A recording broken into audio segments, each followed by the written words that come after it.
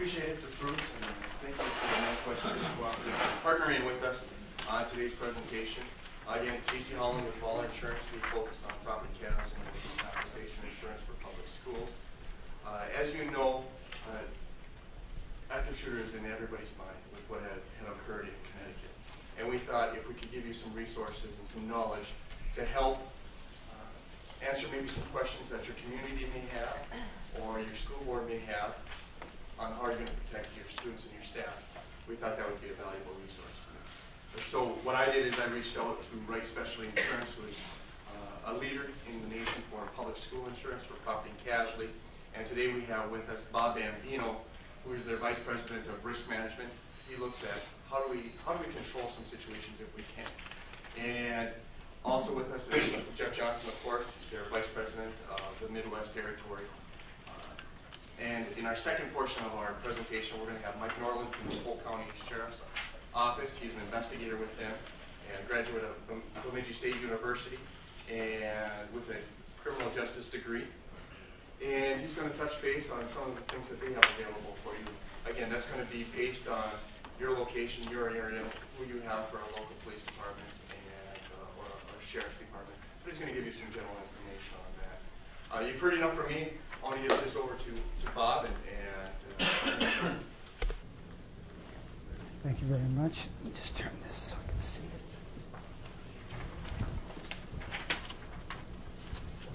Well, thank you very much, Tim and Casey, for inviting us today. And good morning to everyone. If you can't hear me in the back, let me know and I'll talk louder.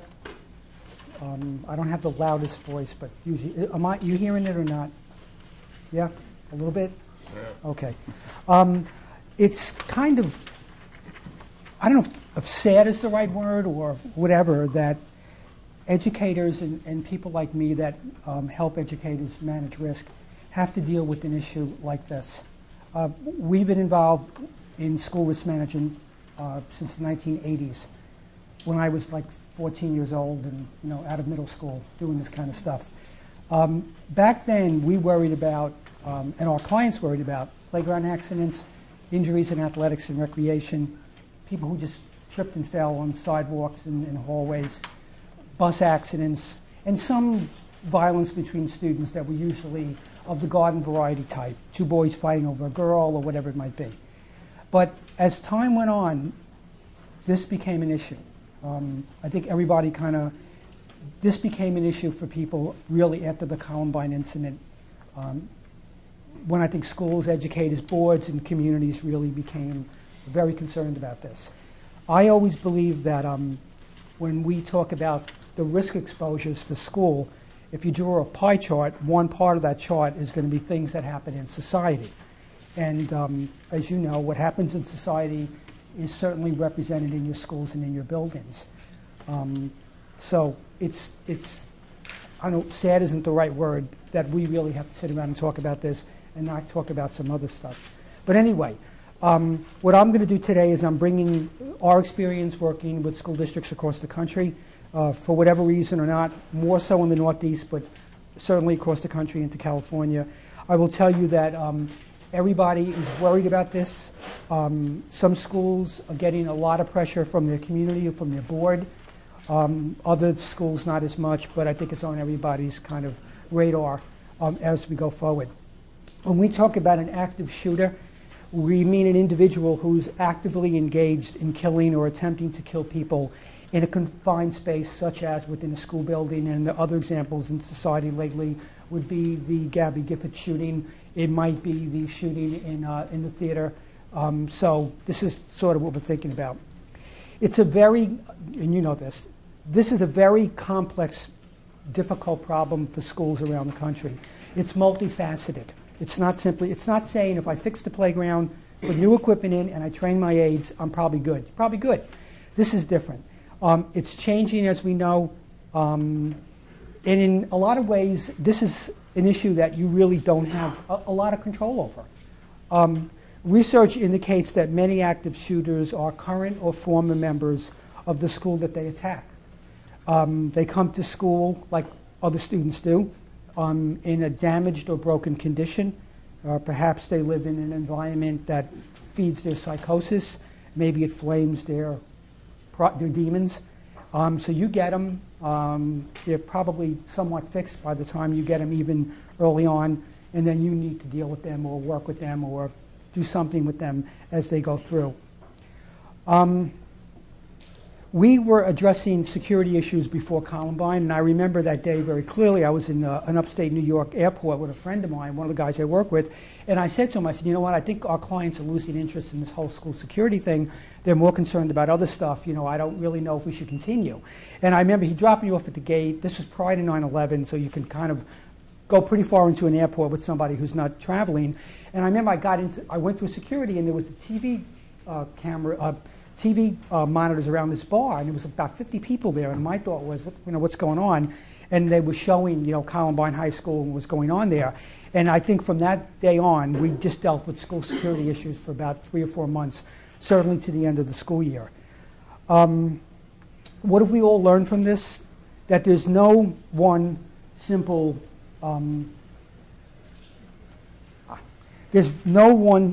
solution or a silver bullet that fixes this in any aspect of this problem.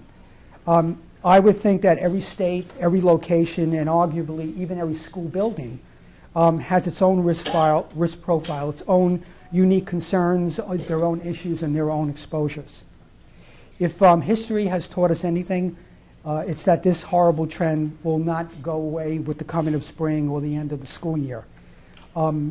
Research indicates that the spring, March, April, and May, and if anybody knows why, let's talk about this, sometimes tend to be the most deadly months of the year in terms of active shooters and targeted school shooting. April alone has a history of violent events. The Murrah Federal Building bombing, the Waco, Texas siege, the Edinburgh, Pennsylvania, Columbine, and Virginia Tech shootings all occurred in the month of April. So if anybody can talk about why, this is a good thing. What I'm going to do in my 50 minutes, hour, is to try to define what the active shooter exposure is. I'm going to review the findings of the U.S. Secret Service and U.S. Department of Education Active Shooter Initiative. If you don't have those books or you haven't seen them, I think I have a link somewhere and I'll give it to you. It's a very good study. It was done after Columbine, and this group came up with, I think, 7 suggestions or 7 findings. And they're very good, they're very objective, and there's something to think about as you kind of go ahead and plan this. Mike Norlin will then cover some practical emergency response protocols and ideas that I think will probably help you in the end more than what I'm going to talk about for an hour. Bob? Yes? Were you asking us for the April input, or are you going to provide? No, I'll take it from you guys. But the only thing I've ever heard about April is that that was it's October first day, and suicide. I've heard that more than once, and I don't know if there's a correlation. Right. That's what I The 2 other things that I've heard, one of them makes sense. The other one, I don't have a psychology background. One of them is that a lot of these shooters, and it's particularly true of Adam Lanza, who did the shooting obviously in Connecticut, is that a lot of them play off anniversaries. So, if something, I forgot who it was. One of the shooters from one of the April events was citing back to the Waco siege and said, this was my way of revenging that or whatever. The other thing I heard, and this is what I don't understand, is that it has something to do with the end of the winter, the spring, sunlight, and if anybody can figure that out, good for you.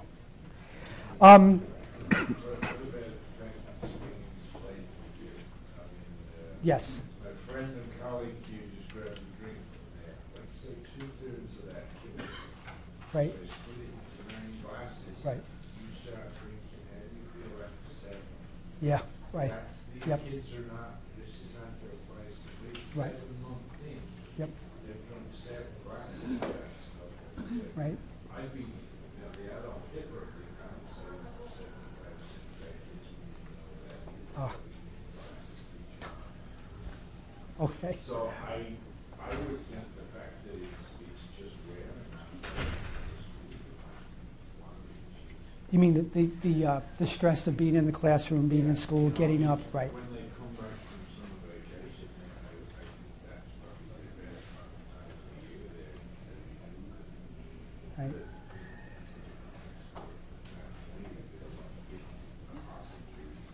Right. Right. Fair. How safe is schools? I believe you guys know this. Very safe, incredibly safe. Less than 2% of all youth homicides occur at school, and the second bullet kind of gives you the odds of a child dying by homicide or suicide within a school building. Children, by and large, are much safer while in school than in other places, and sadly, including their homes and their communities. Most of the fatalities that we see from our clients that occur within school or within a school day are really a result of fall downs, athletics, motor vehicle accidents, or illnesses, and certainly not school violence. The next two slides are going to just kind of illustrate in more of an objective way really how small this exposure is in terms of violent events and homicide, and how stable it's been. For this 11-year period, the number of recorded violent incidents and then violent incidents reported to the police, and you can tell by the two lines on the chart, has really remained somewhat about the same. Now, this does not include the event that occurred last December in Sandy Hook in Connecticut, but that would spike it somewhat. But I think generally, if you look at this line over time, it's really been somewhat stable. The second slide here, the next slide we're going to look at, this shows, it really kind of illustrates the point that was made a few slides earlier, and it's that how few violent deaths, homicides, and suicides occur within school. Violent deaths just over 1% over this one school year, and suicides less than about half of that. And as I mentioned before, our experience is that most of the fatalities that occur are really the results of fall downs, athletics, sometimes kids who just get sick and their illnesses catch up with them during the school day. It's not because of homicide. If you listen to the media and you listen to what some people are telling us, you would think that schools were as dangerous as, you know, someplace after dark in a city, but that's certainly not the case. Okay, this slide, I kind of liked it. It puts up some misinformation about school shootings. In one of them is that it's epidemic, which it certainly is not. It does seem like that after an event like Columbine or Virginia Tech or Sandy Hook, but it's certainly not the case. The second point that's up there is, we're going to kind of contradict that in a little while, but it's simply the statement that all school shooters are alike, and that is really not the case. The Safe School Initiative put together some characteristics that will go on later on, but it's really not enough to profile, and I don't really think anybody kind of wants to do that. But there are some characteristics that are similar, but they're not really exactly alike. They kind of run from different spectrums. One of them, another point here made, is that the school shooter is always a loner.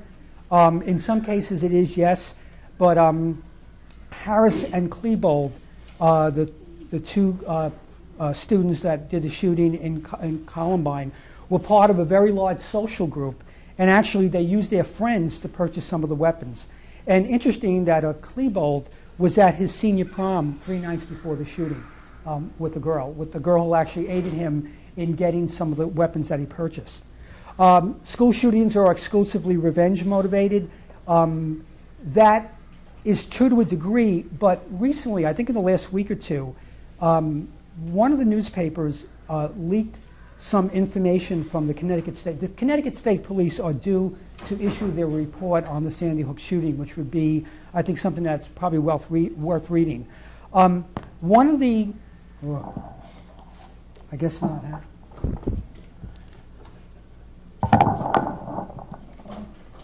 This is better? Yes. Sorry. One piece of information that was leaked from the investigation report was that Adam Lanza, listen to this, he kept a 7 by 4 foot handwritten spreadsheet outlining details about prior mass shootings and what the police in Connecticut believed was a score sheet of sorts that he was going to try to best. So he had laid all this information out. They felt it took him years to do this. And his intention was to put himself at the top of that list.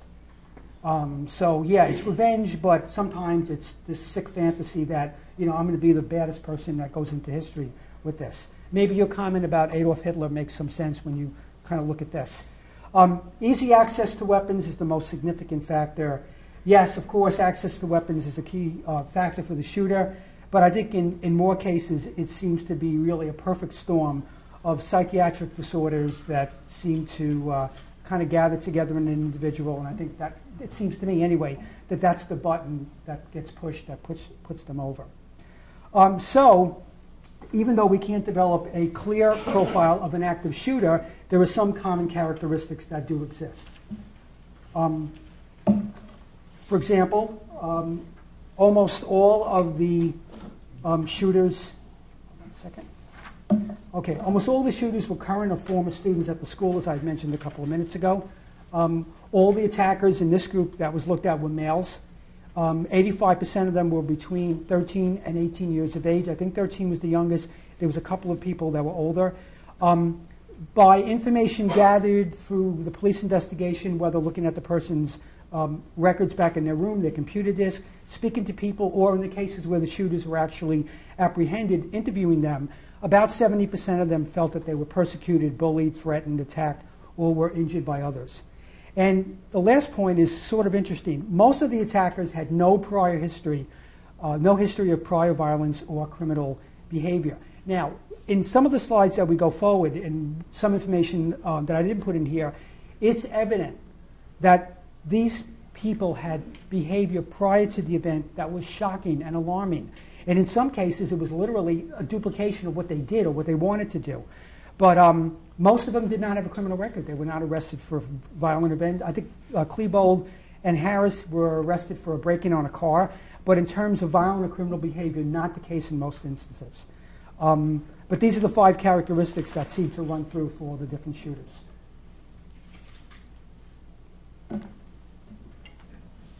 Okay. Key findings from the Virginia Tech shooting. This is from the report to the president on issues raised by the Virginia Tech tragedy in 2007. And this is pretty good stuff.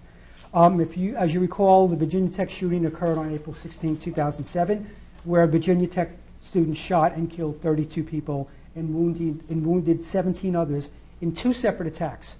He had one in the morning, and then an hour or 2 passed, and then there was the biggest shooting. This and the next slide are going to contain the 6 recommendations that were issued in the report to the president on this particular tragedy. And Mike, if you want to agree, disagree, add anything, you're welcome to do it. The first one is interesting because when you work with clients sometimes, you sense that they're operating somewhat in a silo when it comes to this. And in some cases, they'll simply say, I can't work with, I don't want to work with, I can't work with the people at the county or the state level. They're in a different place than I am. But I think most people that do this kind of work would recommend that your emergency management planning, your response tool, the information you give to your staff, the stuff you put up on your website, needs to be integrated into at least the county, regional, and then state emergency management planning. Why do you think?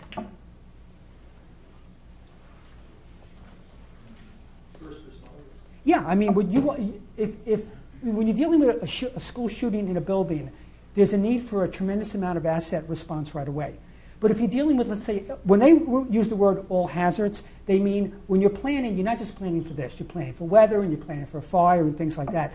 So if it's a widespread type of event, you want your emergency management planning to be integrated with the county, the state, or wherever else it's done. The reason is that they know what you're doing, you know what they're doing, they know what assets you have, and you know what assets they have.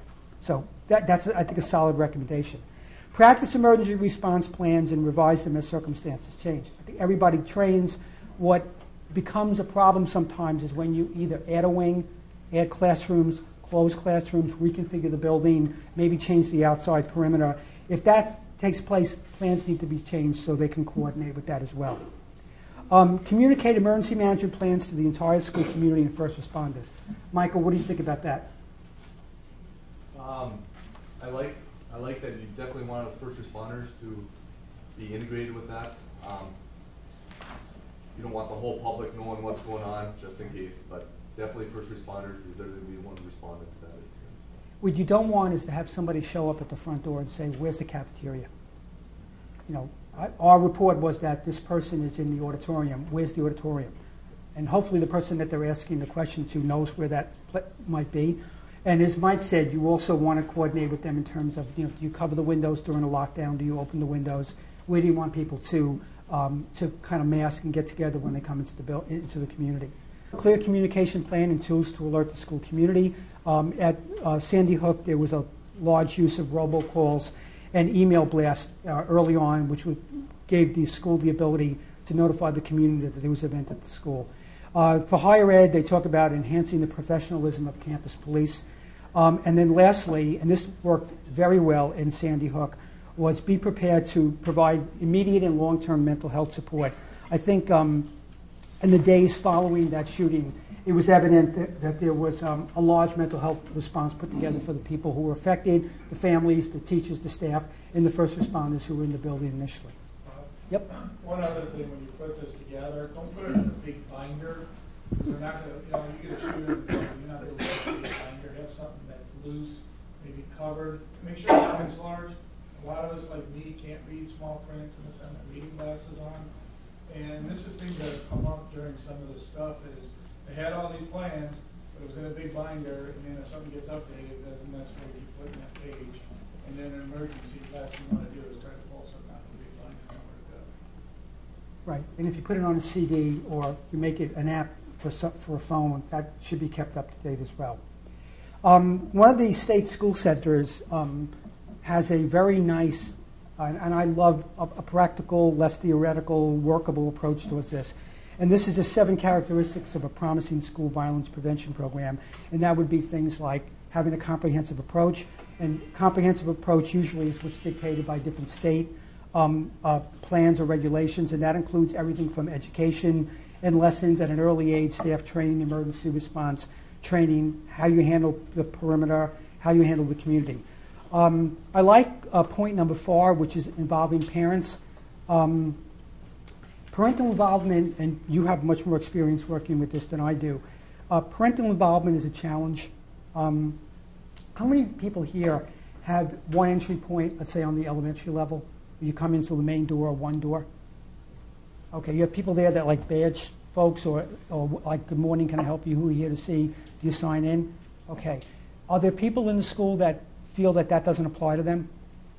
Like maybe a PTA president, maybe somebody who's visiting, maybe a parent that's got, yeah. One strategy behind that is to put parents on the safety or security committees that you might have, and hopefully you can get them on buy-in. But that's for some other discussion. Interagency partnerships and community linkages. The first and third recommendations kind of address this, and they were made concerning the Virginia Tech massacre. And then culturally sensitive and developmentally appropriate materials would work, I think, in a community where you're working with people or students that are bilingual. The Sandy Hook report hasn't come out yet, but I think there are some things that a lot of folks have identified as what went well on that day. And just to kind of review them very quickly, it seems that that district, not having been there or spoke to anybody from that community, but it seems that the district had a strong commitment to safety and security. The locked front door, that one way in where the visitor could be observed and then the person could speak to them electronically and then buzz them in, that was apparently put into place, I think, in September or October of the school year, of this school year. In this case, it forced Adam Lanza, as you know, to forcibly shoot his way in. So he shot out allegedly a window pane or a doorway and then kind of walked in.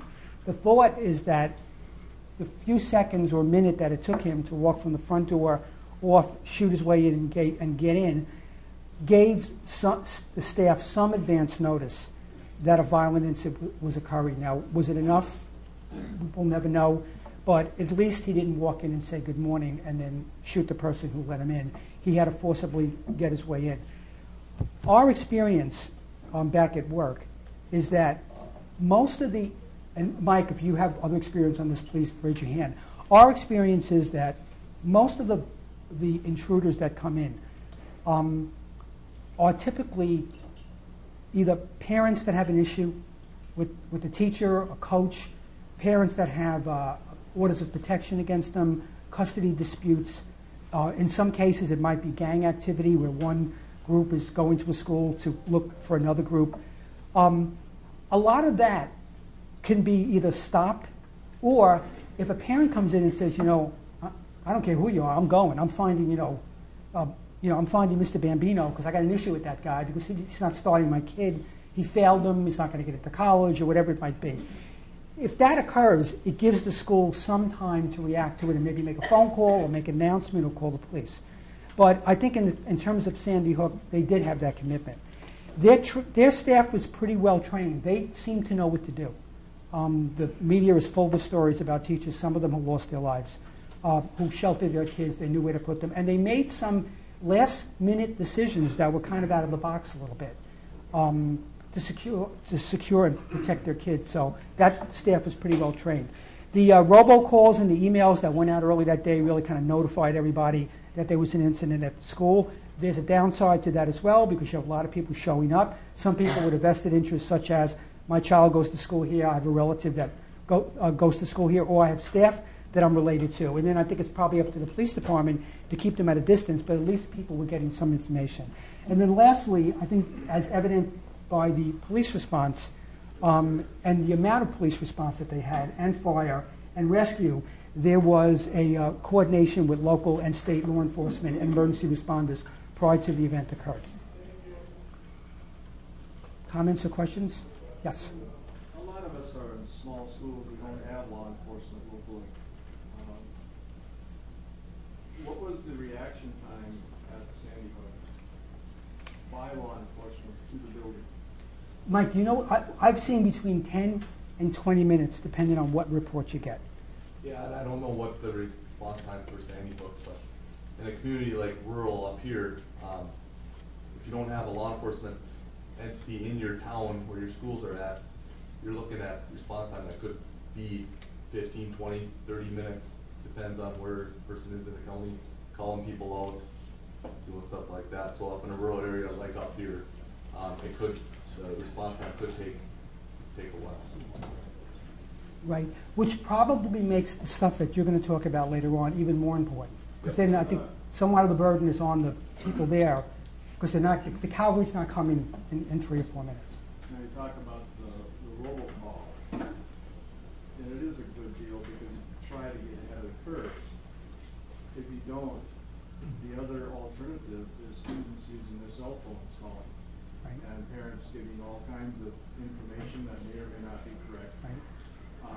Responding, a lot of our first responders are parents. We have kids in the building. Are they going to do their job as first responders, or are they going to do their job as parents?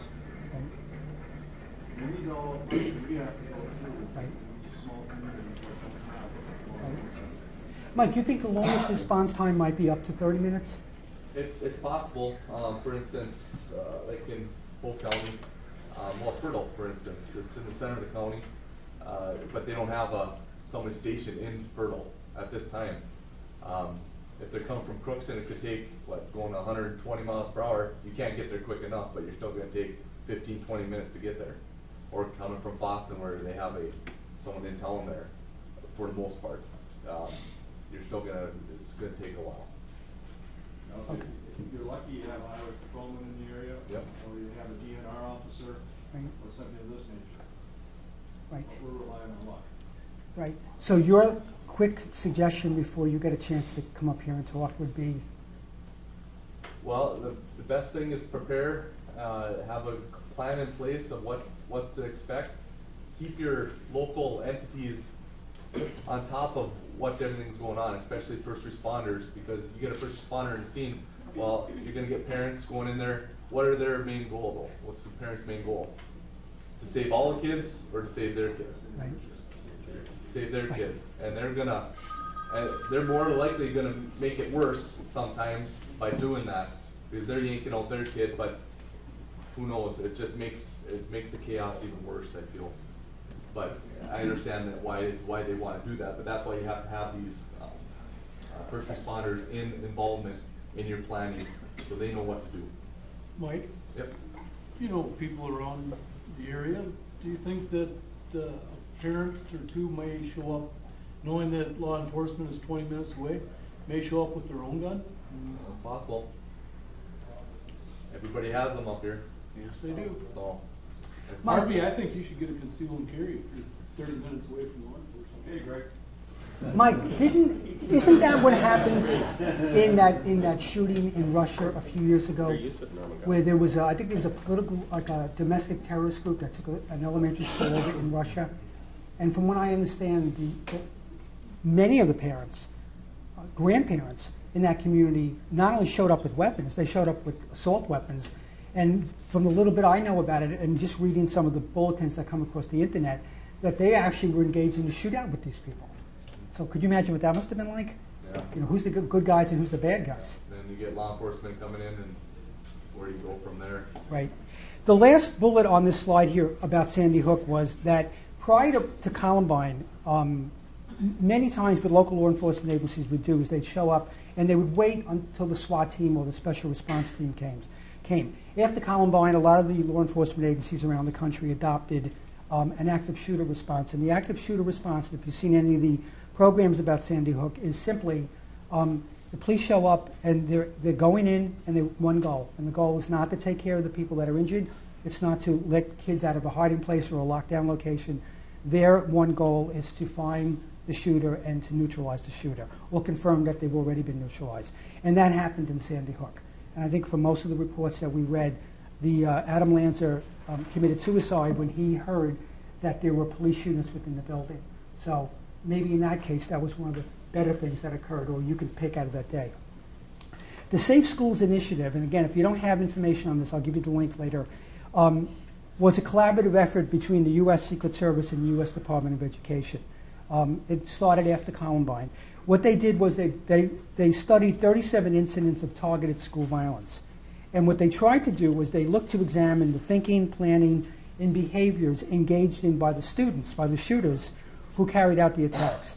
The Safe School Initiative looked for ways to do two things. First of all, identify behavior that could indicate an attack was being planned, and that kind of gets into that profiling area a little bit, but there's information about that. And then certainly to prevent future attacks from occurring, and then also to try to arm educators and first responders and how they can work on this exposure. There's several of these, and we'll just run through the first four of them. First one is that incidents of targeted school violence at school are rarely or sudden and impulsive acts, and that's probably the truest thing on this slide. The spreadsheet that I talked about before that Adam Lanza had used, the police and the police psychologists believe that this is something he was working on for years, at least 2 or 3 years to put this together. So that's how long he was planning this event.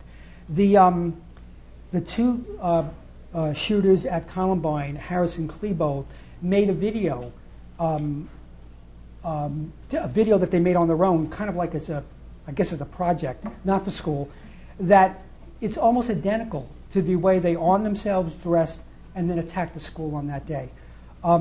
The shooter at Virginia Tech, whose last name was Chow, he was in a poetry class at Virginia Tech run by an author, a poet who is a renowned poet. Her name is Nikki Giovanni. She actually told her department chair that if they didn't remove him from her class, she was going to resign. That's how scary his writings were. He actually wrote a screenplay about a child, I guess him, who was being molested by his father, who was his stepfather, who he eventually killed. So she was so concerned about this guy that she was willing to walk away from the job. So this is not something that is, I thought when we first started studying, this was like, I'm angry at my teacher, I'm angry at the school, I'm going in there. It seems to be something that progresses over time. Prior to the attack, other people knew about the attacker's ideas and plans. This information really found its way to an adult, rarely found its way to a school educator. Mitchell Johnson and Andrew Golden, who did the shootings in Edinburgh, had made statements about having a lot of killing to do and wanting to start a killing spree at the school. And these comments were made to their friends, to their buddies, to their schoolmates. And that information, I guess, as expected, really never made its way to an adult. There's no accurate or useful profile of students. We talked about that. And most attackers engaged in some behavior prior to the event that caused others concern.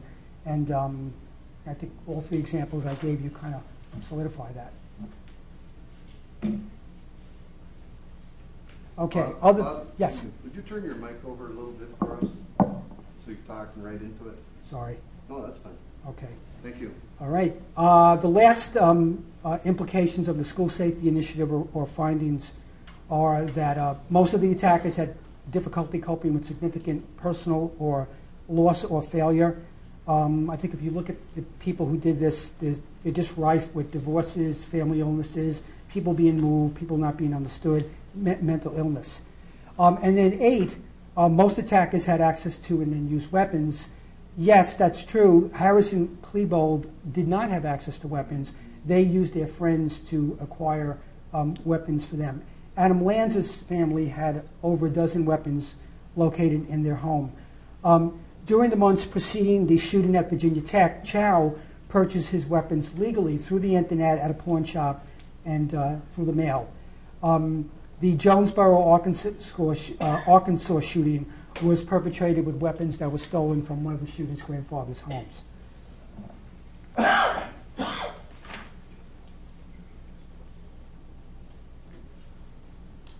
Okay, so what happens for you good people? You are the ones that are going to look to some type of solution or answer that will do things like address the problem, ease some of the anxiety of staff, answer questions I would imagine put forth by boards, by the community, by the media, and other things like that. There are dozens of solutions. There are companies running all over the country who are offering assessments, software, programs, solutions, training, you name it, to help you out. Some of them are good, some of them are not good. Somebody a while ago said to me, it seems like if you worked in a school and you can spell security, you're a security expert, and you can bill at $150 or $2 an hour to do different kinds of work. How to do this and how to put it together, what works in your particular school, for me, this has always been a very much a local decision. As I mentioned before, each location, each district, each school, each community has its own issues, its own concerns. Jeff and I were talking yesterday when my wife was in high school. They had built the high school on a kind of maybe a 4-lane county road in the 1950s. And it was just a typical suburban high school. What the county did, for reasons that a lot of us don't understand, was they built a jail facility right across the street.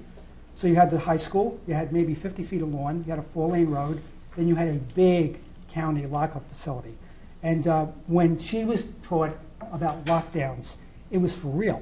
Because they weren't necessarily locking them down for this, they were locking them down for people that could be escaping like 200 or 300 feet away. So she said when the alarm went off, it was for real. Somebody had broken out of the jail. So her principal's concern was probably very different than the concerns of high school principals in the surrounding area. So every community is dealing with this differently. There's resource issues, asset issues, political issues, appetite for security. We've heard many clients tell us, you know what message are we giving to the community if we lock the buildings down?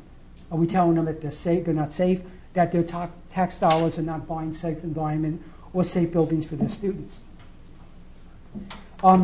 These recommendations here, I kind of like them because they were given by, there's 8 of them altogether. They were given by a guy who has spent 20 years working in school security and school violence prevention and is a very practical, no-nonsense kind of fellow. So when he was talking, I was taking notes by the minute. The first one is stop and evaluate all visitors before they enter the school. While you're here, I'm here to see Mr. Norland, who's the principal. You know, do you have an appointment with him? Let me call his office and confirm whether or not he knows you, you're coming in, or there's some type of a scam. I like the idea of badging people. I know a lot of teachers, particularly working with younger kids, feel that the badge can kind of get in the way if you're bending over. I like it. I like it because it gives people in a building the ability to say, that guy's not badged. Like, can I help you? It doesn't mean that you shouldn't be there, but it's just a question of kind of identifying who should be there with the permanent badge and the people that are visitors. So I kind of think it's a great idea. I think staff should wear school-provided badges that look different than others. I like the idea about when a visitor comes in, if you have the resources to do it, that they can be escorted from the front door to Mr. Norland's office and turn them over to him. What that does, it prevents them from wandering all over the building or going to visit somebody or maybe going to find the teacher, the coach, the psychologist, the counselor that they have an issue with. So yeah, I have an appointment with Mr. Norland, but I really want to go over there and have a couple of words with the soccer coach who's not starting my kid. Doing some walk-arounds around the building during the day is a great idea. Not in this weather necessarily, but I think it's a good idea. What it does is it kind of helps you identify, who's parked where. Are there loiterers there? Is somebody kind of parked in the background? What are they doing there? Do you need to call the police? Do you need to challenge them? Do you need to maybe identify who they are?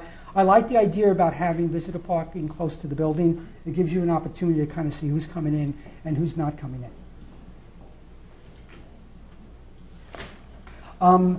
I think with cell phones, this point 5 is probably not as important as it was a few years ago, but equipping staff with communication devices, particularly recess aids or monitors that are taking kids out onto the playground, is a good idea. Everybody gets a chance to talk to each other and talk to people outside the building. We've mentioned this twice. I love the idea about police and first responders being brought to the school. They know you. You get to know them. They become familiar with the school. As I said before, they kind of know where to go. If you say they're in the kindergarten wing, hopefully they know where the kindergarten wing is. It also helps you talk prior to an event about Mike, who's in charge when the police show up? It becomes law enforcement. Whoever's the senior guy on there.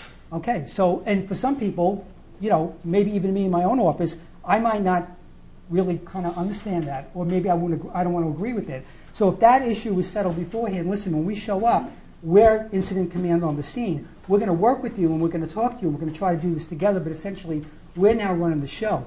I think if that's discussed and it's understood, well, Chief, if you're not going to be there, so you're off that day. Well, then my assistant chief will be running it. Or if somebody comes from the state, if they're here first, they may be running.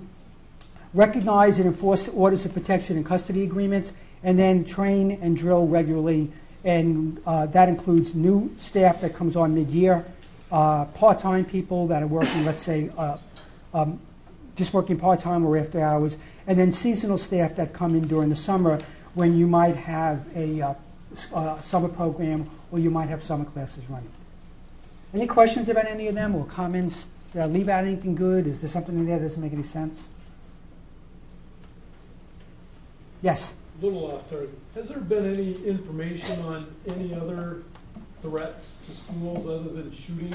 Say, explosives, buses, air handlers, chemicals, anything like that? I think certainly with the Columbine event, those two guys had homemade bombs with them that didn't work. There's actually some footage now, like still shots that you can look at on the internet, where there's one shot where one of them, it was Harris, was actually firing at these propane tanks, trying to get them to explode. After 9/11/01, particularly in schools that were located around large population centers, military bases, Category 1 targets like utility plants, there was some concern about terrorist attacks at schools as a diversion that would put resources, let's say, at an elementary school 2 miles down the road from, let's say, a large transportation station or Amtrak station or whatever it might be. I have not heard as much in terms of this problem, like an active shooter. There's always a concern. And I've actually heard a couple of guys who are retired FBI agents say that they worry about domestic terrorism more than they do about international terrorism when it comes to schools. So I guess it would be active shooters and then domestic terrorists. I think with domestic terrorists that want to make a point, that may be more likely. I mean, you can drive very few schools stop vehicles from coming in. So if you drove a car, even a small car that was laden with bombs, it could cause a nightmare. But I think most of what people seem to focus on are weapons, handguns. Mike? Yeah, I haven't seen too many as far as other explosives. There's threats all the time, bomb threats and stuff like that. That happens all the time, but actually seeing why not very frequent. I guess I don't even know one other than that one that you were talking about, the Columbine. I think the intention of a lot of these people is to get into the building. I think that's where their psychosis drives them. It's very personal. Especially if you're a kid that has issues with other kids, whatever group, I think they want to get in. And in the Columbine event, there were, I don't know how valid it is, but there was also some talk about a car being wired or set up. But luckily for a lot of people, those two were apparently not the best bomb makers, thank God, in the world. So what kind of influences school security? As I said before, when you're trying to if you have a playground where a lot of kids are getting hurt, you get another playground, trade the aids, you put a nice surface down, you probably take care of 80% of your claims or injuries. School security is much more complicated and much more challenging. There's regulatory issues, and there's some thought that there might be some additional regulations coming out of U.S. Department of Education about this.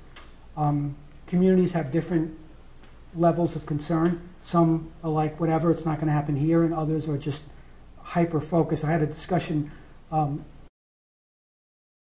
with a guy who was a buildings and grounds superintendent at a pretty big public school district, and he said to us, look, no matter how it works, we got to spend $150,000 on a security expert who's going to come in here, walk through my buildings, talk to my staff, have some committee meetings, do an assessment, and write up a report that I'm going to have to deal with.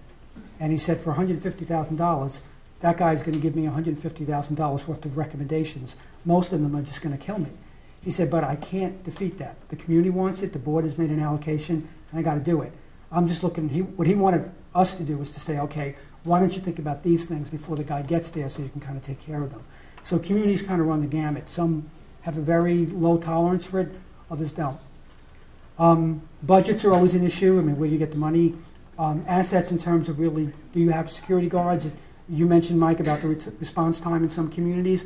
Does that mean that you need to divert budget and hire a school resource officer or work a deal with local law enforcement where they'll put an officer in the schools? Do you need to hire uniform security from a private company? That's where I think a lot of this goes. Commitment is a big issue. If the board doesn't buy in or if the administration doesn't buy in, it's not going to happen if it needs to happen. And we always as risk managers, we're always interested in telling people what's happened in your school. What are your incidents? Probably not this. Probably more like fights, maybe gang activity, maybe issues with parents and kids. That's the more common type of school violence that I believe occurs in school districts. So when you're putting together a school security program, you got to address this, but you got to also address the things that occur every day. However, as I had said before, this is always a local decision. If you do retain a security firm, or you can have law enforcement come in and do an assessment or help with an assessment, it's always a good idea to ask them, have you worked in other districts like mine? Have you worked in communities like mine? Have you worked in school buildings like mine? Okay. I think this is my last slide. We have, I don't know how many school clients across the country. We get lots of questions from school districts, brokers, lawyers, etc. These first 5 points seem to be the most common type of school-related questions we get as of last Friday. The first one is retaining armed security guards. That would be retaining private security guards from a licensed company that carry weapons, that are armed, and having them walk through the school building and patrol, walk the perimeter, or do whatever you decide that you need them to do. Using armed volunteers. After I took 7 or 8 Excedrins from the first aid kit in the kitchen, we sat around and thought about that a little bit. The questions we got were, There's a lot of retired military in the community. There's a lot of retired law enforcement. One school near New York City said we have about 50 retired New York City police officers that carry their weapons, and they like to volunteer to come in and walk the buildings. A friend of mine who's I think I mentioned him, he's a retired FBI guy, did some SWAT work for the FBI, and he said, I take my kids out of the school. If that was happening, he said, I knew what I went through in terms of training, I knew what I was taught to do. Do you want an open campus or closed campus? Do you want open buildings or closed buildings? Do you want to allow kids to leave during the day with their vehicles, which means there's a lot of vehicular traffic in and out of the building, in and out of the campus? The after-school activity issue, Jeff told me yesterday he hates to say anything because he thinks he's jinxing it. There has not been an active shooter, targeted shooting event that I can recall that occurred after hours. It's typically during the day for probably a lot of different reasons. Schools after the end of the day, when they're having sports, clubs, and then later when they're allowing Little League to come on the grounds, soccer, whatever it might be, drama, other activities, the buildings are in no way as secured at that point in time, usually, than they are during the day. And I think at that point, it's much easier for someone to get into a school building and do a lot of damage before. You even wonder if you have a building with 1 or 2 custodians that are working that shift and maybe 300 kids practicing in the gym and other parts of the building with some volunteer coaches, what happens if something happens then? Who even knows what to do? So that's a scary area. And then there's the role of parents. I mean, how do you involve them? How do you get them to buy onto the program? How do you get them involved? There were some things that we're not discussing. And if you had another speaker here, or maybe a psychologist or a social worker, they would want to engage in this more. The idea about parental buy-in. I don't want anybody to bring a weapon into school, but it's okay if my kid brings in his, whatever, not gun, but whatever else it might be.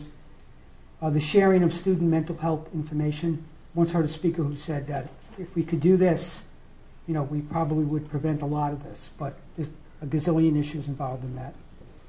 And then mental health screening and help for troubled students. Some districts with resources and commitment are very good at it, and others that don't have it, probably not as good at it. I think in most of the cases, all the cases involving the people that were studied in that Safe School Initiative had mental health issues. Some of them were being treated for it. Some of them should have been treated for it. Okay, let me show you some links. The third one down from the top, it says United States Secret Service. That's this initiative. You can order books from them. I think they'll even send you like boxes of them if you wanted to distribute them. Mike might have some more resources. But those are, I think, the ones that certainly this presentation was based on. And then lastly, you can thank Casey for the slide. Yes, it does absolutely take a big team of people to get together and kind of measure and figure out how you're going to deal with it, how you're going to answer questions about response time. And if a first responder comes in and he's got 2 kids in the school, she does, what is she doing? Is she going to follow the sergeants with the lieutenant's advice, or is he going to go or is he or she going to go tearing down the hall looking for where their kids are and if they're okay? I always believe that if you put educators together and they work a problem, reach out for other resources or experts if they need them. I'll kind of bank a lot on that. I think that they'll get it right. None of us are infallible, but I think that lawyers would tell us that if you approach things reasonably, you don't guarantee the safety of kids. You are in loco parente role, meaning that you take the role of the parents. And I know what a lot of you are thinking. If I did that, I'd have 1 million more lawsuits and 1 million more problems. But I think that if I've always been willing to bet that when you get educators together and they talk about a problem, they work through it, reach out for lawyers or people like Michael if you need to, that they're going to get it about as right as it can get. However, what's good today may not be good next year or the year after. Any questions? Anybody have any good suggestions or problems that they may have worked through in this area? Something that worked, didn't work, resources, ideas, a good person to call and ask for a favor? Anything like that? Mike, anything you want to add before you come up here? Casey, what are you seeing from the broker's point of view? I mean, have you had, in terms of losses within schools, are they typically like just garden, I hate to say garden variety, but fights between kids, or is it elevated from that? I know there are, and I should have mentioned this, yes, we do have claims and incidents involving sexual assault, and that's usually, it could be between kids, or it could be, very sadly, between staff and students, but this type of stuff, really not. Casey? More along the lines, it's between student and student, where a faculty member maybe have walked out of the classroom and the incident occurs. There's a bodily injury type claim that occurs with that. Those are the type of incidents that you mainly see. You can take though last week what happened at New Prague. New Prague had a code red at one of their middle schools. It was a sixth grader had an inactive cell phone, and even though it's inactive, you're still able to call 911. He made 2 phone calls to 911. It brought everybody together. The sheriff's office, HCMC out of Minneapolis had helicopters that were flying there. Ambulances were being dispatched from rural schools, other cities, to help support that school. And I believe the reason that they were so well prepared is that they had a plan in place. And again, I don't know. This is just information that I've collected over it. And it's New Prague, but we're here. And Mike made the comment. How many people do you know that have a deer rifle, a shotgun? I mean, that's the most common thing. We consider ourselves rural, but the things that we're talking about are very, very real. Thanks, Chris. All right, Mike Norland, like you were saying, I'm from the Polk County Sheriff's Office. I can't really talk about other law enforcement entities around here. I can pretty much talk about the Sheriff's Office, Polk County. But definitely what you get from today, talk to your local law enforcement, find out what their procedure is. It's always great to be a group to get together and discuss these things, so you guys have a plan in place of what's going to happen just in case an incident happens. It doesn't have to be an active shooter. It could be an incident where law enforcement is chasing a guy down Main Road and you got to lock down your schools. But just have a plan in place. All schools are different. They're big buildings. As law enforcement, if we're going to go in there and search a building, it's going to take some time, because there's how many nooks and crannies are there in everybody's schools. An active shooter is something different, but if an active shooter becomes stagnant, where they're either barricaded or hiding, then the process is going to take a while. The main thing that I want to, it's great to have your law enforcement involved in your planning, mainly because law enforcement goes to school for this stuff. We train, especially since Columbine, officers have been training a lot more in reference to active shooters. But if you live, like for instance, we have how many schools in Polk County that are rural? 5, I think. It's a good idea to pretty much have the same plan in place for every school that your local law enforcement is dealing with. Mainly because the law enforcement is going to be training it, but they don't want to be confused from school to school. They go into one school, that school does something different than this other school. It gets really confusing for us. Go ahead. Talking about that in Polk County, then say you've got 5 schools, do you then have a plan set up that you have for each school that says whether they have security cameras, who's in charge of first respond, what they're doing for the first people to get there, who they meet, how they go into the school? Do you practice that in the summer to go into the school so you know the school areas and the layouts? We used to. I know that a few years back, I think we brought I think it was a binder full of stuff, but I think we brought to every school in reference to that. I think so, right? Everybody has a, it just kind of gave us the procedure that we've kind of learned and the kind of procedure that we practice.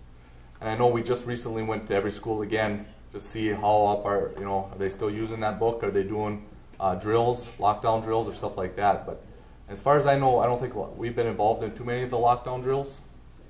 But it doesn't hurt for us to be involved, especially in Boston, when we have somebody in town there. It's a good idea to have them involved in that so they know the procedure and stuff like that of what you guys are doing. We don't train in the schools as much as we used to. We used to have an SRT, a special response team, and we used to go into every school and train in those schools, but that was just a select few officers. But those select few officers knew the layout of the school. I know we've been trying to get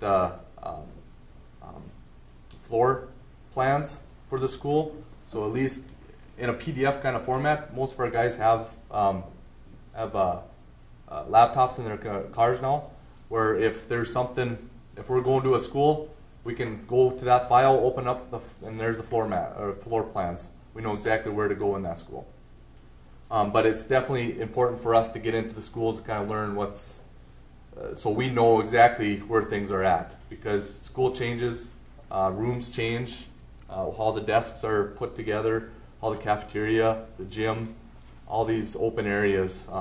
It's a good idea for us to go in and actually see that. I know about 3 years ago we did active shooter training, and we're going through it again this summer. Just our guys, but I don't know if we're doing it in a school or what, but we have people that are. Do you have a question? Yep. Do you know, Mike, if the state patrol with our rural area, if they could respond Yep. to a call, they are directed then? Well, I don't know. Trust me, if we have an incident, there's going to be law enforcement responding from everywhere. Just for instance, we had the officer shooting down Monoman here a few years back. The law enforcement that responded to that was unbelievable. And you're guaranteed that if there's an incident, there's going to be law enforcement responding from other counties, from other agencies that are in our, like State Patrol, DNR, stuff like that. That will be able to respond. It's nice to get them involved in the planning as well, and that's something that we need to do because they're going to be an entity that we don't know where they're at, but they could be in the area where we're not.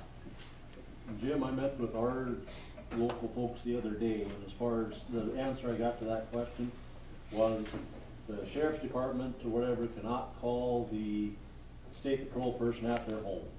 And, you know, they can't just call them home and say we got something going on at school. They have to call dispatch, and dispatch contacts them. But in all likelihood, if anything happens, they're going to be there. Yeah, all and the dispatch comes out of the cities. Yeah, State Patrol does, but But I mean, if you're on a state highway, chances of a state trooper being closer than a deputy might be pretty good. Yeah, and that's what they said. well, and most of the officers know the troopers in the area, the game wardens, stuff like that. So if there's an incident, we're usually calling them on their cell phone, which then they'll probably end up calling their dispatch saying, "This is what we got, we're coming out." I don't think there's anybody going to say, "No, I can't come out," especially in an incident like this. So if we had a trooper's cell number, we could call him and he could talk to anybody else without going through dispatch? Probably. Usually we're going to be calling them because we know they're in the area and stuff like that. So. Do you have, in those 5 schools, for instance, in Polk County that you're familiar with, is there an SRO officer or a school resource person in those buildings? Or who then, when you're having 5 different groups respond, who's in charge? Who's in charge once law enforcement gets there? Yeah, I mean, if you have an SRO officer, I would assume they would know what's going on, but if you don't have that, Yeah, I don't who's think. in charge once you get to whoever gets there first? Yeah, pretty much until the pecking order kind of gets established. The school's obviously in charge at first. Then when the first officer gets there, he's going to be in charge of the scene until a supervisor or somebody else higher up than him gets there, and it just keeps on moving up and up. I'll kind of go into how we respond and stuff like that here in just a minute, but that's kind of how it goes. I mean, schools have to take care of their schools, but once we get there, we want to know, we want the schools to know kind of what we're planning on doing, so they can kind of work accordingly, so they can make sure they get locked down and kind of have an idea of how we're going to respond. So in your 5 schools, how many have an SRO officer? I don't think there is any SROs in those 5. Polk County meet with their first responders and some of those groups on a yearly basis to talk about? Not active shooter, and that's something we need to definitely do. I mean, that's great. It would be a great entity because we want them to, they're going to be our security outside while we're doing the stuff inside. So it's very important to get them involved. But Marshall County started that. We've met twice for this topic and talking about their roles and responsibilities in the situation. It was a great discussion because, you know, you get some of these guys, hey, my kid's in there, I'm going in, and law enforcement had a great response. I don't know you, you don't know me, and if you have a gun, you're going to get shot, so stay outside. yeah, You know, we're going in there to find it and try to make sure no more happens than it's already happened, and let us do our job and keep people out of the way so we can do our job. So exactly. it was a great conversation, and worth the time, that's for sure. Yeah. Good. One of the big problems at Columbine with multiple jurisdictions and responders was they weren't able to communicate with each other. The Arapahoe County Sheriff's Department couldn't talk with the Littleton Police, who couldn't talk with the Colorado Bureau of Investigation, who couldn't talk with the XYZ agencies. Do you guys have it worked out now so that if you get on the scene, you can all get on the same channel? I wish to say yes, but we're working on it. We are working a system right now that we can communicate anywhere we're at. Say we're down southeast part of the state, we can actually communicate with our dispatch through the radio. We're working on that program right now, and we're getting that in place. I know that all our first responders are going to it. All of our EMS personnel, all law enforcement are supposed to go to this, so that communication gets a lot better. I think the 800 megahertz radio Yep. shift is going to fix that problem, and that's what I'm talking about, yeah. that shift is required this year. Yep. So all agencies, including fire and ambulance and everyone else, will be able to speak on the same radio. Well, if anything new, it's going to take some bugs, to work out, but that if it works the way it's supposed to work, that's going to be great because we're going to be able to talk to anybody, and everybody will be able to go to a talk group for that incident, so everybody can turn to that talk group, and everybody's communicating with each other. One thing I want to get into is our response. Columbine kind of taught law enforcement a lot. For instance, the communication one was big. Also, waiting for a response team to arrive. That doesn't happen anymore. That's something that kind of was the norm back then, but these types of incidents weren't common back then. So law enforcement was kind of going by the seat of their pants. But if we didn't, with these incidents, to remember the people that died in these incidents, we have to take what happened and learn from them, the goods and the bads. Columbine, it was a total switch for law enforcement to going from waiting for a SWAT team or an SRT team to get there to actually going in right away. First responders or first officer on scene is going to enter that school right away. For us, rural, you're probably going to have one guy out there. Well, he's not going to wait for somebody else. He's going to enter that school and go right to the threat. And that's how we train. And I know we're going through another training this summer in reference to that. It's great to keep our officers in the loop on what to do on situations like this, especially with new officers that are coming in. There's two types of entries that we do. One's a dynamic entry, where there's an actual active shooter going on. You can hear shots being fired. You know where the shots are coming from. You're responding to that area to take care of the threat. You're bypassing everything else. You're going right to the threat. Now, the other one is static, where the shooting stops. You have no idea where the suspect is. Then it's going to be a lot slower process. You're going to be going room to room. You're going to be searching everywhere until you find the suspect. Hopefully, the other people know who the suspect is, and they'll be able to point them out and stuff like that. Does your department have access to school security cameras? I know we do with Winnemac, I believe. And I'm not sure anywhere else. I think that's it.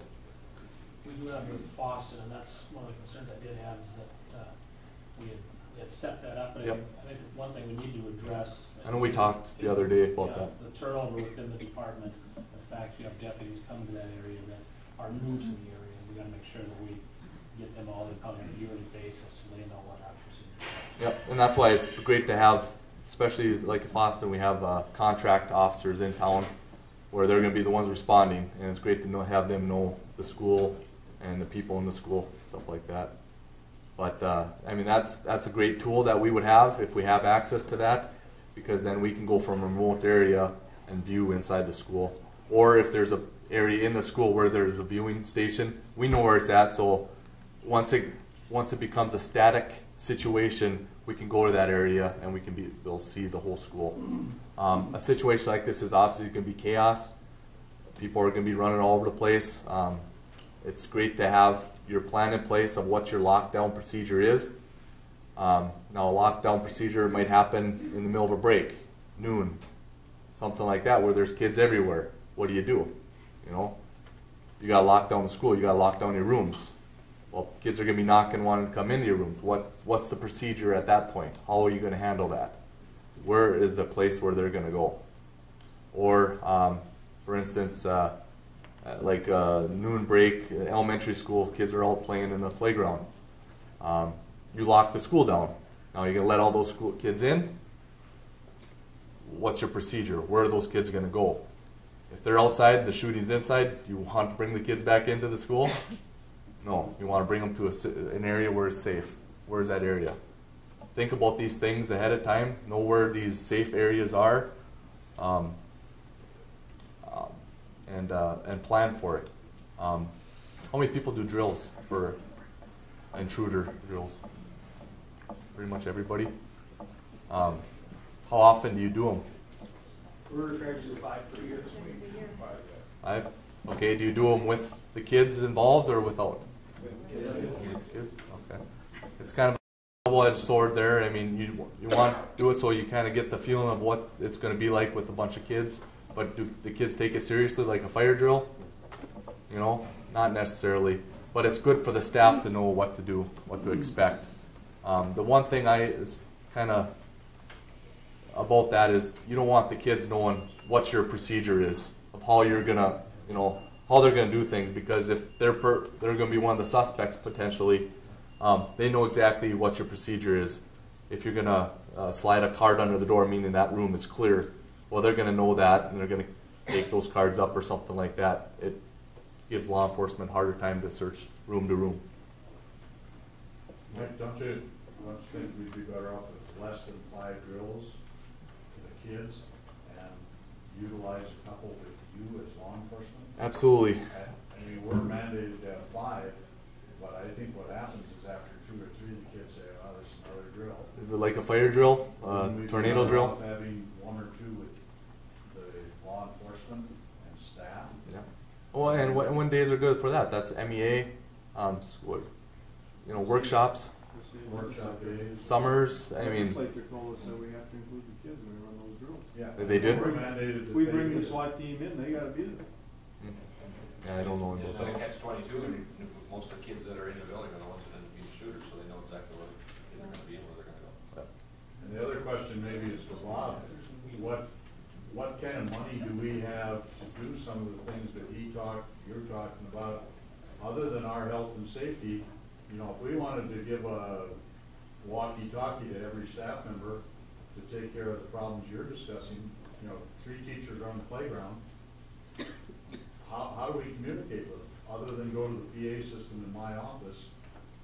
I have no way of letting people know on the other end of the building something's happening. The PA. So is there money available through some program to do some of the things that Bob and you are talking about? I don't know if there's money out there as far as that goes. I don't know what kind of grants are available, but it's very important. I mean, there's things that don't cost money, the talking, the keeping people in the loop and stuff like that. That's the most important thing. Your teachers knowing exactly what to expect. PAs, however you access the PAs or something like that, you need to do it for more than just one room if you can. Yep. We are approaching the legislature with some proposals to have greater flexibility in the use of the Safe Schools levy as well as the health and safety money. As it stands currently, we can't use the Safe School levy for any kind of surveillance or security on our building. That makes sense, doesn't it? Don't use your Safe School levy for making your school safe. So we're trying to approach that in a pretty aggressive way this legislative session. So I would expect something's going to change there because they can see how ludicrous it is right now. But again, that's a levy, so you've got to go after your property tax dollars in order to do that. There won't be an infusion of cash from outside to help you with those kinds of issues. No, you just got to use what you have, and you got to work with it. What works best for your school? What works best for your kids? But it's just important to keep everybody on the same page, sort of thing. And there's two different types of intruders. There's an active shooter and an armed intruder. Are they the same thing? Not really. Active shooters actively has a gun and shooting it. And an armed intruder could be a parent with a permit to carry that thinks that sign outside doesn't apply to them. Those things need to be reported because they're not supposed to be in the school, because all schools, I think, have that. No, is that required? Have that, but those things need to be reported, and so we get law enforcement over there right away. Who knows what their intention is? In the permit to carry classes, is that explained to them that Yep. it is? Okay. Yep. We have an officer that actually teaches that. So, yes, that's explained. Just to throw some stats, 90% of the suspects kill themselves. It's usually when they are approached with a threat, is what I understand. So when law enforcement they're going to try to take out as many people as they can until they're either approached by law enforcement or approached by somebody where there's a threat to them, and they end up taking their own lives. On average, from the beginning of the incident to the end of the incident, it's 6 minutes. So like a 15-20 minute response time for law enforcement. Obviously, the incident's going to be done by the time we get there. That's not the case for Columbine. I think that one was over an hour or something like that, what I remember. They were walking around the school, they were shooting at that bag, going in and out of rooms, just terrorizing kids.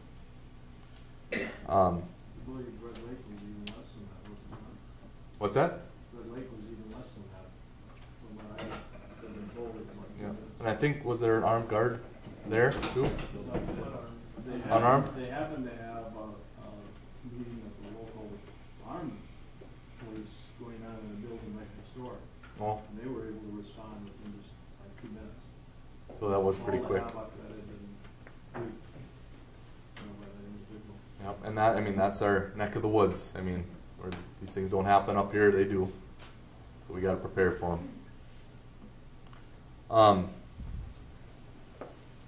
In the procedures, you guys call 911 right away? As soon as something happens, call 911. Once you call 911, what happens with the phone? Are you on the phone with them constantly, or do you hang up and say, we have an incident, and you hang up? Keep an open line. Even if you're not on it, keep an open line, because our dispatcher, they'll be able to hear things in the background if something is happening. They'll be able to relay that to our officer, or that even gives the option for another somebody else, staff that are going in there, they can keep us updated. And from any big incident that happens out there, cell phones are useless because everybody's going to be calling 911.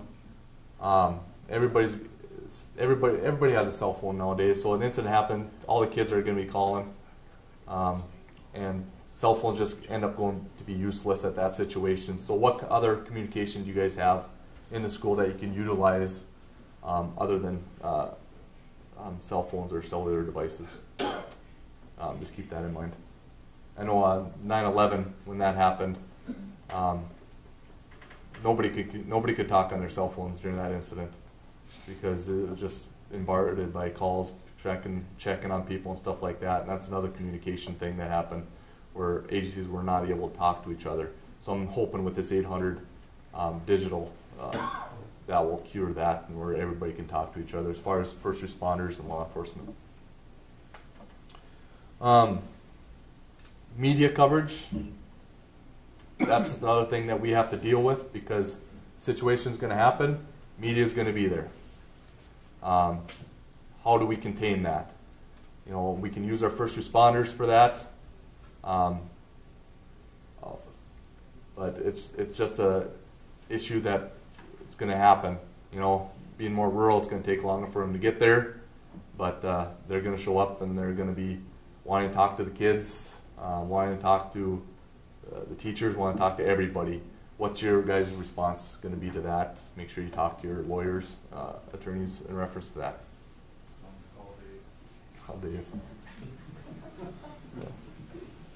Yeah. I know they talked about kind of the mental health aspect as far as these active shooters. But with social media nowadays being so prevalent, bullying has become even more so, I think.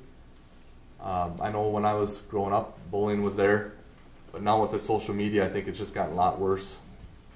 That's just another aspect that we have to look at as far as what kids are saying on these social media. That's how some of these bomb threats have come up. That's how some of these other threats have just shown up. People are saying dumb things on Twitter or Facebook or stuff like that.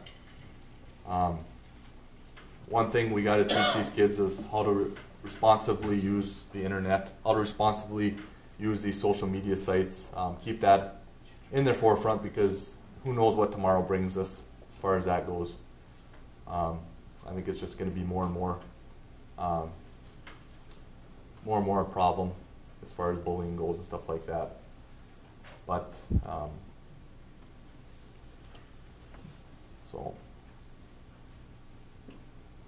but I think that's kind of close. Any questions that you guys have? Yep. There's a question for you and a question for the group. Conceal and carry is number of applications are just raising dramatic, correct? Yes, it's so it's only a matter through the of roof. time before these people are going to say we want to carry to school. Yep. I know I have a registered letter sitting on my desk. There's at least one other superintendent in here has a registered letter on his desk saying, I have a conceal and carry, I want to carry in your school. And I have teachers asking the same thing. So for Craig's sake, I can't trust teachers with a pencil sharpener much as a so, what's any of you getting that kind of thing out there in your communities? And if so, how are you addressing it? Because we will have to address it, Rose and War Road. And so I'd like to hear what the point of view is. My point of view is there's no need to have guns in school. I don't care if you have concealed carry. The only people that have it would be law enforcement. What opinion? Well, share that. I'm not supposed to give opinions, but I mean that has to be up to the individual school, what their attorneys are telling them as far as that goes, what the legislature is out there on that, and what your community says about that. It's definitely a touchy subject, and it's definitely becoming more and more out there, and it's going to be an issue, and it is going to be raised up by schools and stuff like that. Has your board addressed that? Well, I got a registered letter asking to carry a gun in school, and so I have that on my desk. But I also have a response saying absolutely not on my desk as well, that everyone will get. We will not allow it in our school to allow that. And our attorney said do not allow anyone to do it when they ask for it. Is that because you have board policy? We don't have board policy, but it was just kind of a uniform agreement by the board when I visited with members of the board, and they said, no, we're not going to let anyone do gun in our school. Other than law? Other than law enforcement. My letter says that. So the letter that I generated, I'd be happy to share if you want. But I just have it right at my fingertips, and anyone who asks, I send that same letter out. We have a large retailer in our town that has sent emails directly to staff promoting the conceal and carry for teachers.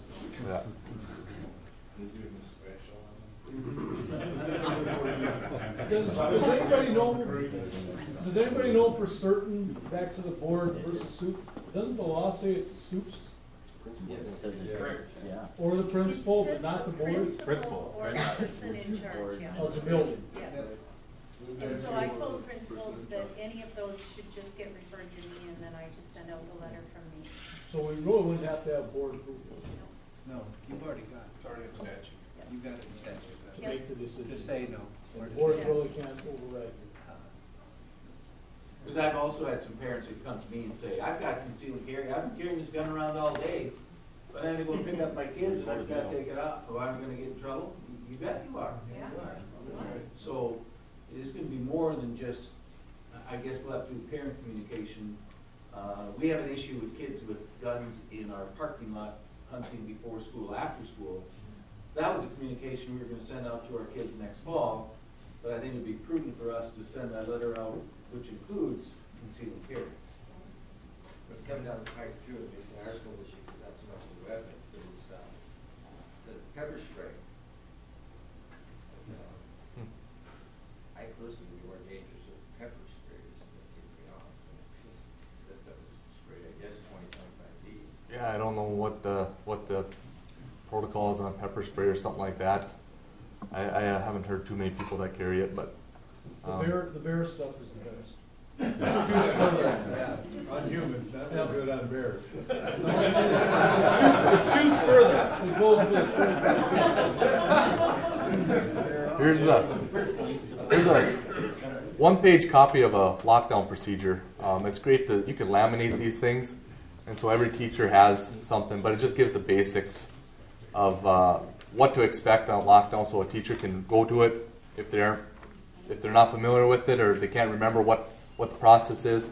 And like I said, it'd be nice to have all the schools in a law enforcement jurisdiction to kind of do the same procedure, because then we can train for that procedure and we can respond a little bit easier and make it just, as far as us responding, we don't have to determine what school we're actually going to and what they're actually doing. We don't have to look up something. We know exactly because everybody's doing it the same way.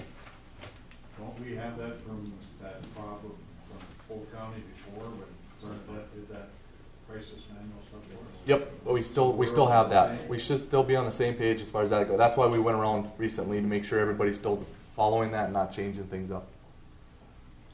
I'm Tim Denny from Northwestern Mental Health Center. Just want to add a couple of things to this. One is that they were talking about April being the most likely time. April is also the highest month of the year for suicide. So April is sort of a mental health difficulty month for a lot of people. So just so we keep that in mind, that those two correlate. The other issue is that mental health difficulty does not equal violent tendencies. So it's very important for us to remember that people with mental health difficulties are far more likely to be victimized than they are to be a perpetrator of a problem. Now, having said that, if you look back, almost every perpetrator of these types of problems has had a mental health difficulty. But we need to realize that the slice of the pie of people with mental health difficulties who are prone to violence or capable of violence is actually very small, with the exception of domestic violence. But we're not talking about domestic violence here. So, and even with domestic violence, it's still very small, but not like really, really small.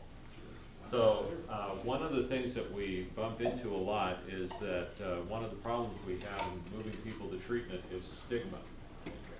So we just want to be really careful when we talk about these types of things. First of all, there's training that's available for many of your school districts on mental health issues. One of the things we hope to accomplish with that is to lower the stigma level so that more people will actually get the treatment. I think the comment that was made about bullying, bullying was one of the common features in all of the statistical analyses. So anything we do to reduce bullying is probably going to have some kind of risk reduction benefit for us. So those are just a few thoughts out of all of this. I think maybe one of the takeaways is we know that the spring is a tough time. May, April, March, tough time for everybody. And so we just need to pay attention to that. Maybe that's a good time to watch who's in our school and just sort of pay attention to all of that. One last thing is on badges. We're going through a badge process in our agency, and one of the things that's very important about badges is people hate to wear them. But in a law enforcement response, people without a badge are immediately suspects. And it greatly slows down the process of clearing a building that would have people in it if some of your people aren't wearing badges and some are. So one way to encourage staff to wear badges is to let them know that if you're not wearing a badge, you're going to be on the floor, and there are going to be people screaming at you and pointing things at you that you don't want pointed at you. So it's just very important if you go to a badge process like we have, make sure you have 100% compliance, because otherwise it greatly complicates your afternoon. Tim, you're not off the hook yet. I'm going to jump in here. Tim did a workshop at the Service Co-op last week, and I've known Tim for a number of years, and we were starting talking. I was talking about this particular session, and then he thought he would like to come and join us. But just a question to you, Tim. What kinds of things do you think your agency would have available for schools if they wanted to do something here? I mean, you just kind of, do you see a role of your agency with schools here? Well, we certainly can do training on the most common types of mental health difficulties that you would encounter in the school. We can help you with response strategies. How would you respond to kids in that way?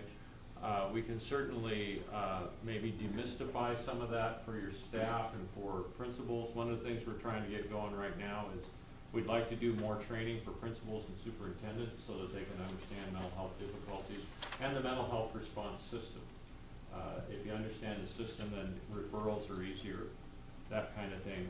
One area that we're working on right now is to talk about mental health difficulties and student violence, and sort of what might be those connections. And we'd like to roll that out for schools so that you could have that kind of training.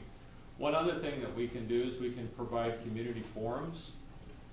If you're interested in that, we could come to your community and talk about mental health difficulties. One of the things we'd like to talk about, I think it's very telling that for most of these incidents, there was odd behavior, certainly red flag behavior going on ahead of time, and that there were people who knew. So perhaps we could talk about that and sort of make it easier for people to say, maybe I should talk to someone about what I've seen. I think that could be really useful. One final thing, that within our service area, we certainly can supply after the fact assistance for you. If you want counselors at your school, we can supply that. We have on-call people, we have early childhood, we have trauma-informed specialists. We can bring those people in and we can meet with staff or parents or whoever. So we have those services available. We're also working on a critical incident stress debriefing concept for the region. I'm working actually with Polk County and Tri-County Community Corrections and some other groups on how we can maybe get that process going. That's going to be more for responders, but it's also something that we use for staff. And we're looking at including school staff on our CISD response team so that teachers can talk to teachers about the stress that they might have gone through. This would all be post-incident. I hope that answers your question. No, thank you very much. I didn't mean to put you on the spot. You're used to that. Yes. Yes. Maybe one more question, and just from your experience, and then some of the other resource people in the room. This is something that I've struggled with just this year. When is it appropriate to inform your parents and your community and your students of a threat? Because sometimes threats aren't credible. So how do you discern the difference? When do you notify? When do you get on the all call? When do you send out the text message or the email to the parent group? Well, I think you gotta what am I trying to say? you got to take every threat as serious, because you never know when the threat's actually going to be there.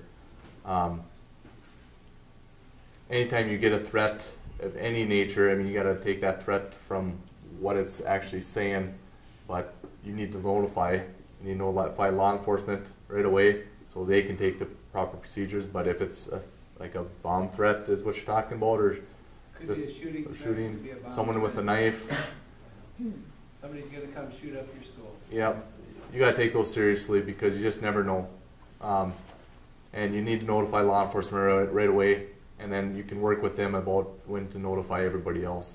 If it's happening not in school time, say it happens that night before, and law enforcement's working with them, it's best to keep on the phone with them to figure out what you need to tell people for the next day, or if you need to postpone school or something like that.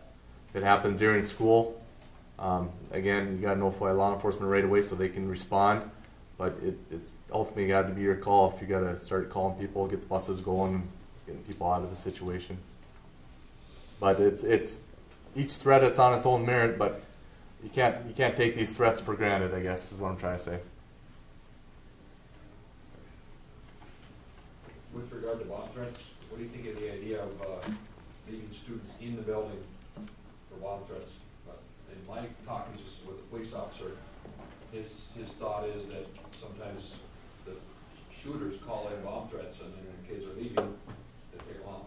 Yeah, and it depends on what the bomb threat is. Saying there's a bomb in the school, you don't know anything more information than that. They have specific time and location.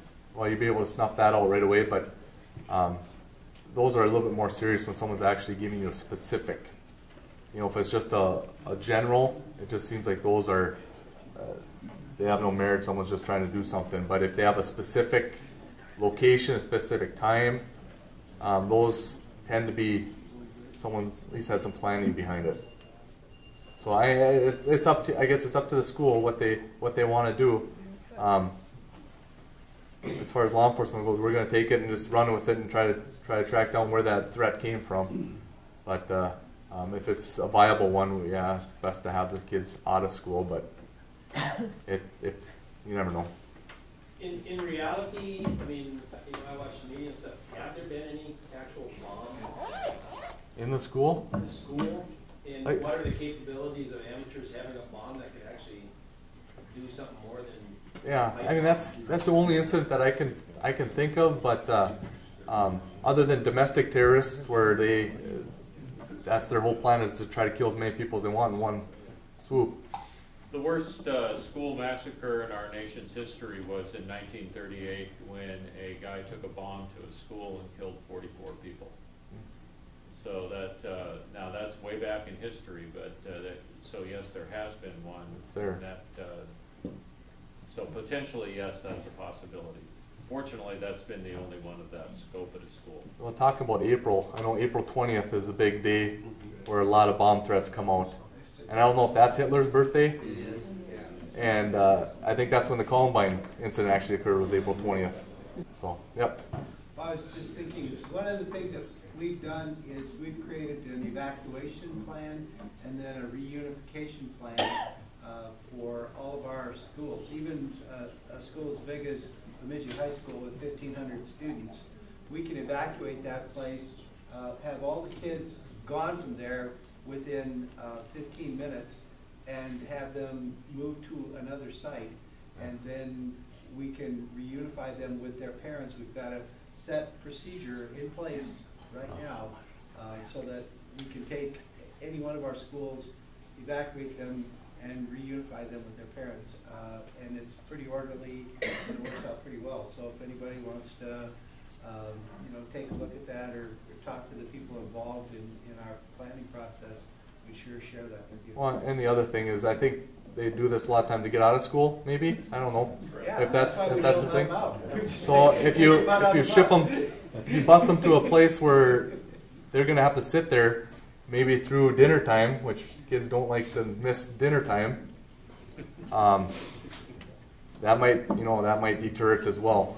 So if that's your procedure of holding them, and it's to maybe get them away from the school, but hold them in a location where they're going to have to sit there for hours on end and just sit there doing nothing with no media devices or anything like that, they're going to get the hint. So, yeah, good. Thank you.